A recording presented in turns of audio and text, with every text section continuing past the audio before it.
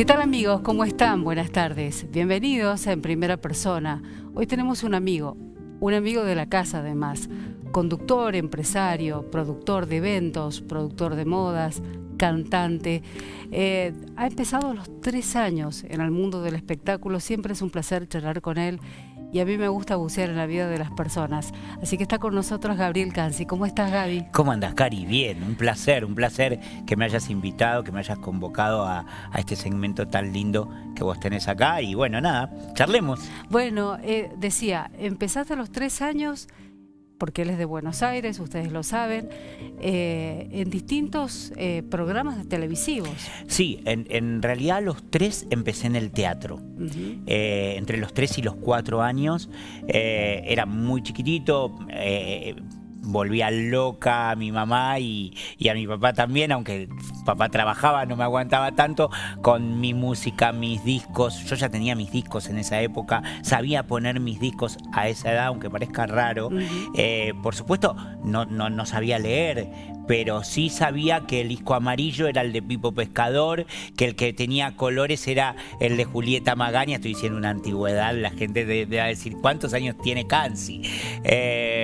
Siempre lo digo en chiste que soy como Tután Canzi, ¿no? Y entonces mi mamá dijo, hay que hacer algo con este pibe, y dijo, porque bueno, evidentemente lo artístico es su brecha, y claro, jugaba con las cortinas, viste, con los rieles, las abría, las cerraba, era mi telón, y me llevó a hacer teatro vocacional. Lo primero y ahí que arranqué. hiciste en la tele fue Rumbo a la Fama, ganaste ahí en... No, lo primero que hice en la tele fue, a los 3 arranco en teatro y estoy en teatro hasta los 8, y a los 8 arranco en la tele. Y arranco con Elvira Romei, que era una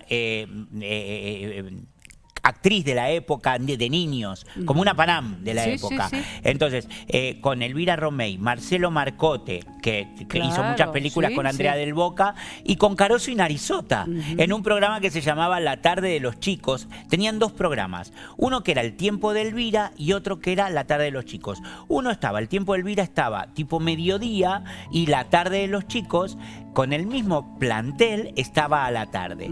Y arranqué en esos 2 programas muy chiquitito, después de haber estado en una función de teatro en el Tabarís, me acuerdo inclusive el teatro, y yo vi que había una puerta donde decía prohibido pasar. Entonces, en el intervalo, en esa época se hacían intervalos en las funciones de teatro, y sobre todo si eran comedia musical, le dije a mi mamá, ya vuelvo, voy al baño. Donde me metí, a la puerta de prohibido pasar. ¿Y a dónde llegué? Al camarín de Elvira Romei. Le toqué la puerta al camarín de Elvira Romei y le dije, yo quiero ser artista y quiero trabajar con vos. 8 años. ¿Se enamoró? Sí. Y empecé a trabajar en tele. Claro. Y lo de Jacinta Pichimagüida, que eras el Tito Zabaleta de esa versión. Sí, de la época. ¿Fue también en paralelo cuando cantabas en Grandes Valores o no? Bien, lo de Grandes Valores, que me preguntabas recién, vino antes.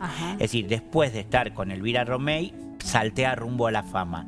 Gano el certamen de Rumbo a la Fama, que para que la gente un poco entienda, era La Voz, era el programa de talentos de la época, a nivel vocal, ¿no? A nivel cantantes. Rumbo a la fama, camino al triunfo. Yo ahí gano, de ahí salto a Grandes Valores del tango, de ahí vienen muchos programas más televisivos de tango, como Sonrisas 11, La Botica del Ángel con Vergara Leumann, Finalísima, Sábados de Todos en su momento, que no me recuerdo si porque fue primero Sábado de Todos y después creo que Sábado de la Bondad, y paso esa etapa musical televisiva y viene el gran casting. Sábado de la Bondad con Simons, Leonardo Simons. Claro, y Rumbo a la Fama también era con Leonardo Simons. Claro. Leonardo Simons siempre hacía tenía un juego conmigo. Yo lo recuerdo muy amorosamente, un ser para mí que fue un ser de luz. No entiendo su final. No lo entiendo, me entristece muchísimo, porque un hombre tan cálido, tan bueno, y él siempre decía que yo le hacía acordar a él cuando él era chico, y que me quería llevar y poner en su mesita de luz, ¿viste? Porque bueno, teníamos un look, o tenemos hasta un look parecido, menos la altura, porque era muy alto, un tipo muy elegante, muy lindo tipo. Y con él hago Rumbo a la Fama, que gano Rumbo a la Fama, y después hago Finalísima. También empiezo. Y en paralelo y después viene Señorita Maestra. Claro, ¿y tomabas clases de canto, de baile, de todo eso? De todo eso. Empecé a los 8 años, empecé en la Asociación del Profesorado Orquestal, en la APO de Buenos Aires, a estudiar canto. Y estudiaba canto con una maestra de la época, un baluarte del tango argentino, que es Mireya, era Mireya, que también firmaba muchas de sus obras como Sol en Aries. Y al lado de la sala de ensayo donde yo ensayaba con Mireya, Mireya pensaba que hizo temas con Benmolar, hizo temas con Pugliese, tiene temas con Pugliese. Al lado de la sala ensayaba Pugliese. Y un día Pugliese me escucha cantar y me dice, nene, vení a cantar conmigo. Y termino cantando con Pugliese en el viejo Café Nacional. Pero qué maravilla, una maravilla, hermoso. Y esa etapa de señorita maestra que todos los chicos y los adolescentes de la época lo veían, incluyéndome. ¡Qué lindo! Te recuerdo perfectamente en tu Tito Zabaleta. Bien bonita. ¿Qué recuerdos te dejó? Mirá, Era Cristina Lemercier, ¿no? Cristina Lemercier, que también no tuvo un final muy feliz también. La verdad es que yo lo recuerdo con mucha alegría, con mucho amor. Para mí era tocar el cielo con las manos. Cuando me llamaron por teléfono, había teléfono de línea, Es decir, era teléfono de línea y costaba tener el teléfono de línea. Sí, tampoco claro. era tan fácil. En casa teníamos, en Buenos Aires, y me llamaron y me dijeron que estaba convocado y que me tenía que presentar el lunes, porque no me acuerdo qué día de la semana, directamente a grabar en el canal, que había sido seleccionado como uno de los 10 protagonistas de la serie, porque éramos 10 protagónicos. Y bueno, nada, desbordaba de alegría, era una cosa que no entraba en mi ser. Estaba Gloria Carrá. Estaba Gloria Carrá, Gloria Carrá, que en ese momento no usaba el apellido artístico, era Gloria Currá. Claro. Después se lo cambia y se pone Gloria Carrá. Gloria Carrá, Laura Tuni, que hoy sigue también su carrera como cantante. La verdad es que para mí fue una experiencia muy linda. En algún punto también traumática, pero no por la cuestión de la dedicación que implicaba el trabajo artístico. Vos pensás que yo estudiaba a la mañana en el secundario, salía del secundario, mi papá me esperaba, me llevaba al canal, me hacían un sanguchito, una viandita rápida, iba comiendo en el camino, de ahí íbamos al canal, entraba a grabar a las 2 de la tarde en el canal, salía con suerte a las 8 de la noche de grabar del canal, volvía a casa y al otro día tenía que levantarme para ir al colegio, 7:30 de la mañana entrábamos a clase, claro, o 7 de la mañana, no recuerdo. Es agotador. Es decir, pero eso no fue lo traumático. Yo lo vivía con mucho placer. En el colegio estudiaba lo del canal y en el canal estudiaba lo del colegio. O si tenía escenas muy largas, porque a veces me tocaba que tenía grabaciones con escenas muy largas, por supuesto, entre escena y escena, mientras está otro cuadro televisivo, vos vas estudiando, ¿no? Claramente. Claro. Pero lo traumático era ver cómo las mamás de los, en ese momento, alumnos, artistas alumnos, ¿no?, de la serie, se mataban. Para que su hijo tuviera un protagónico. No, lo esperaban. Vos sabés que el autor de Señorita Maestra, que el libro original se llama Jacinta Pichimahuida, es Abel Santa Cruz. Fue Abel Santa Cruz. Yo lo conocí a Abel Santa Cruz. Charlé con Abel Santa Cruz. Las madres lo esperaban a Abel Santa Cruz, que viniera al canal para pedirle que le metieran más letra a los pibes. ¡Qué locura! Es decir, eso, nosotros no teníamos todos la misma edad en la serie. Estaba hecho a propósito, ¿por qué? Porque había chicos de 8 años que hacían personajes mucho más aniñados, mucho más naturales, tal vez y había personajes como el mío, yo tenía 12 años cuando hacía. Claro. Por más que todos en la ficción hacíamos de la misma edad, porque yo hacía del más alto de la clase, siendo que siempre fui el más bajo. En la vida real yo siempre fui el más bajo, siempre de la clase, porque soy peticín. Entonces, o bajito. Mi mamá dice, no digas que sos petizo, decí que sos bajito. Entonces, pero la serie hacía del más alto y hacía del galán, el inteligente, el buen alumno, que un poco tenía relación con la vida real. Yo en mi vida real era así, yo fui mejor promedio tanto en el primario como en el secundario. Decime,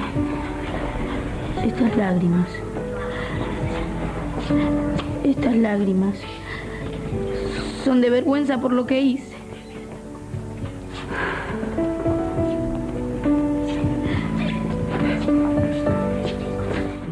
Con toda esa actividad.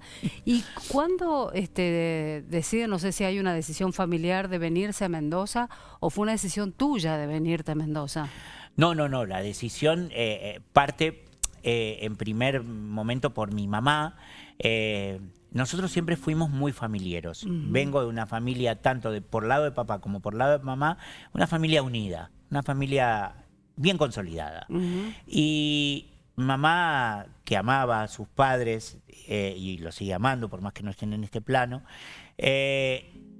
tiene la necesidad de venirse a Mendoza porque sus papás se vienen a vivir a Mendoza.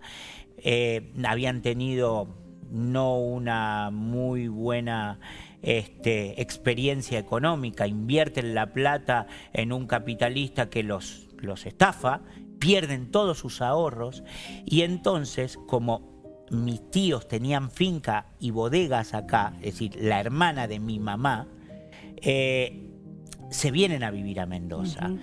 Porque sale la ley de fraccionamiento envasado en origen. En origen, ajá. ¿Te acordás la ley de Borbón, no? Bordón. La ley de Bordón. Entonces, como mis tíos tenían mejores posibilidades para sostener a mis abuelos deciden venir a Mendoza. Esto pocas veces lo cuento. Mamá quería estar al lado de sus padres. Entonces, en ese momento, mis padres muy trabajadores los dos, mamá trabajaba en una línea de cosmética naturista, era una empresaria muy importante de esa línea, y consigue que le den la representación de Cuyo de esa línea. Entonces viene a probar suerte, a ver cómo le va. Y le termina yendo maravillosamente bien, le termina yendo muy bien a mi vieja. Entonces dice, bueno, nos venimos todos para acá, ¿no? Claro. Y empieza el proceso de vender todo lo que había en Buenos Aires, de mi hermano terminar el colegio en ese momento, porque estaba estudiando Fernando. ¿Y qué pasa conmigo? Porque imagínate, yo tenía toda una carrera artística, ya yo había empezado a producir, te estoy hablando, yo empecé a producir a los 16 y ya tenía 19, 20. Y además trabajaba en Gas del Estado, es decir, trabajaba en los medios televisivos, trabajaba en la producción y trabajaba en un... Nada que ver. ¿Y qué hacías en Gas del Estado? En Gas del Estado trabajaba en la parte de sistemas. Cuando los sistemas había que hacerlo a manual. Es decir, que era todo con las rayitas, con el 1, el 0, todo, la parte de codificación. Era como el sueldo seguro todos los meses. Claro. Era como el sueldo seguro, porque yo ya en esa época vivía solo. Entonces me bancaba solo, tenía mi departamento, por supuesto que alquilaba, ¿no? En ese momento. Y bueno, y yo nunca siempre le hice frente al trabajo, ¿no? Nunca le tuve miedo. Y siempre fui muy trabajador. ¿Y qué hiciste? ¿Pediste un traslado de ese trabajo? Ahí viene esta anécdota, porque no le daban traslado a nadie, ¿eh? Pero por años había gente que tenía 20 años de antigüedad y no le daban traslado. Y yo hablé con Dios y le dije a Dios, tengo una relación muy personal con Dios, y le dije a Dios, yo voy a pedir el traslado para Mendoza. Si es tu voluntad que yo me vaya a Mendoza, en 7 días, no más de 7 días, me tienen que dar el traslado. Y yo voy a entender que es tu voluntad que me vaya para allá. Porque yo no sabía qué hacer. Por un lado, sí, tenía ganas de estar con mi familia, pero por el otro lado no quería perder todo lo que tenía. Porque además en ese momento estamos hablando de los 80, 90, todo se manejaba en Buenos Aires. Ahora es distinto. Ahora es distinto. Pero en ese momento todo se atendía allá. Es verdad. Y a los 3 días me dan el pase, ¿podés creer? A los 3 días exactos sale el pase para Mendoza. Quilombo enorme, me odió todo Gas del Estado, hablaban, no sabes, las barbas. Creo que fue la única vez que sentí bullying de verdad. O sea, te viniste a lo que es ahora Ecogas, digamos, acá. Claro, Ajá. y me vine y acá me trasladaron. Acá trabajé en el área de personal. Acá trabajé en el área de personal. ¿Y ahí cuánto tiempo estuviste en ese lugar? No mucho. Estuve unos meses nada más. Y mi mamá necesitaba que le diera una mano fuerte con todo lo que era su empresa y con la parte de marketing. Y renuncié y me dediqué al 100% a la parte de marketing de la empresa de mamá, que después no continúa, pues si pasan unos años, viene. ¿Te acordás cuando fue el escándalo del propóleo? Sí, sí, Que fue sí. un escándalo hace Sí, muchísimos sí, años sí. de la sustancia, que fue un boicot. Fue un boicot que le hicieron realmente los imperios farmacológicos, porque no podían entender que esta sustancia natural fuera tan curativa, ¿no? Entonces se armó tanta debacle con todo eso, que todo lo que era naturista cayó.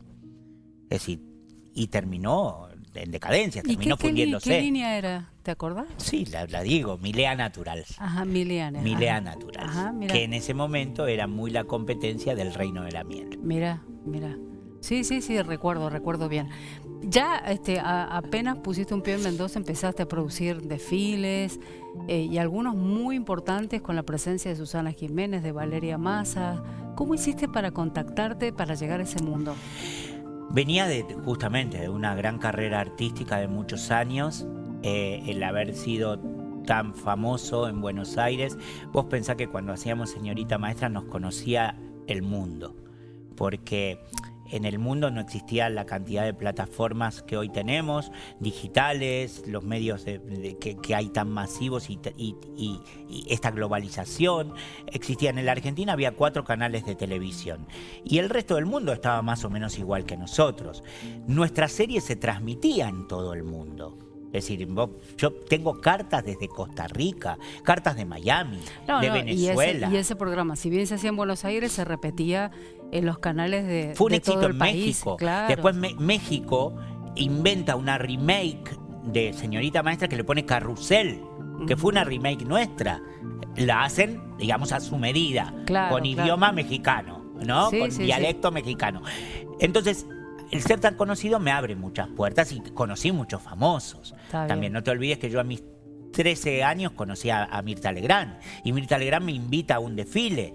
Y ahí nace mi pasión por la moda. Bien. Entonces, todo eso, cuando llego acá, digo, yo tengo que traer todo esto a Mendoza. Porque en Mendoza no, con todo respeto, no existía en la calidad que yo lo monté.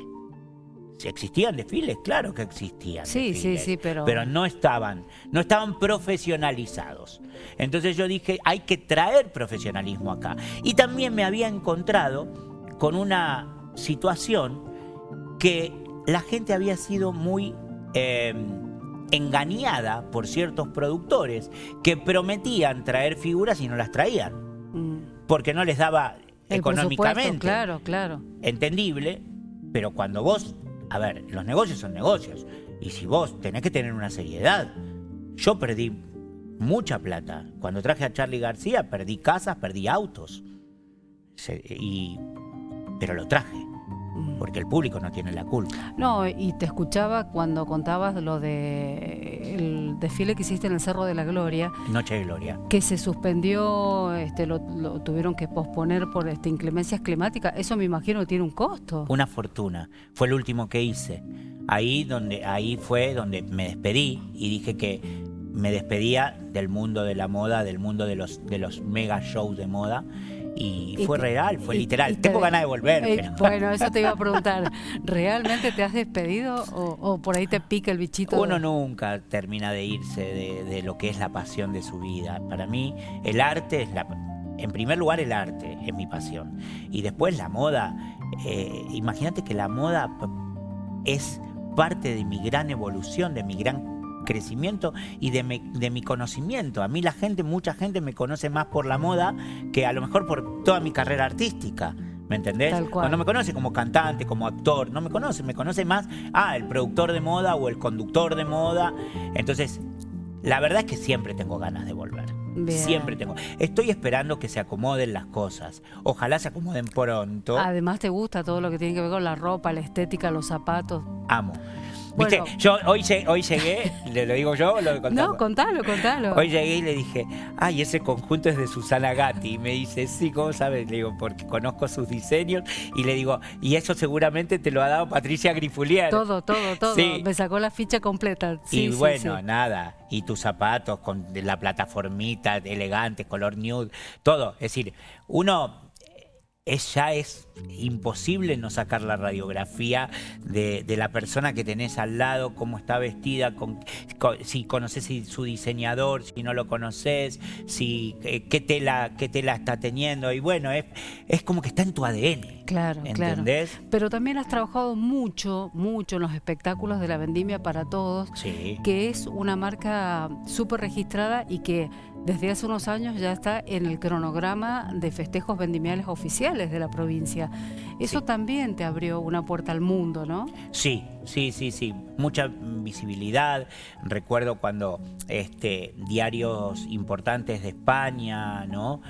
Y también O Globo y también New York Times habló de nosotros como producción y como Vendimia para Todos. Creo que fue una gran vidriera internacional para poder mostrar el trabajo de uno, para poder mostrar también una faceta mucho más amplia, ¿no? en lo artístico, donde en muchas oportunidades y en muchas ocasiones no estoy yo en escena, estoy detrás de escena. Totalmente, Por ejemplo, claro. esta última Vendimia para Todos no estuve para nada, ya prácticamente ya no se hace conducción, porque viste que la elección se desdobló, entonces ya no se necesita la conducción, se hace en el Teatro Griego. Vamos a ver cómo continúa. De todos modos, todos los años es una nueva experiencia. Bueno, hace muy poquito ganaste el Martín Fierro Federal con tu programa, Touch and Go.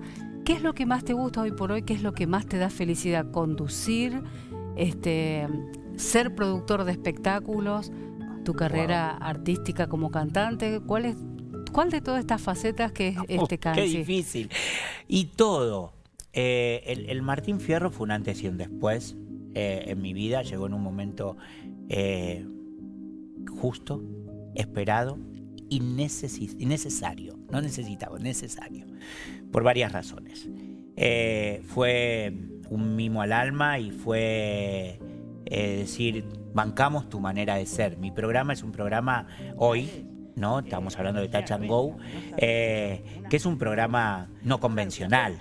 Es un programa donde está en un horario que permite ciertas licencias de doble sentido y de juegos de comicidad que no lo permite otro programa. Entonces a veces es muy cuestionado, ¿no? No por la gente, no por el público, a veces por los mismos medios, ¿no? Claro. Por los mismos pares. Exactamente. Y hoy yo me siento muy bien, como conductor, me encanta conducir, me parece que es algo que es innato mío y amo mi faceta artística, que ahora vuelvo a escena con un producto que se llama Gran Hotel Tango y estamos ensayando una comedia musical que se estrena en agosto.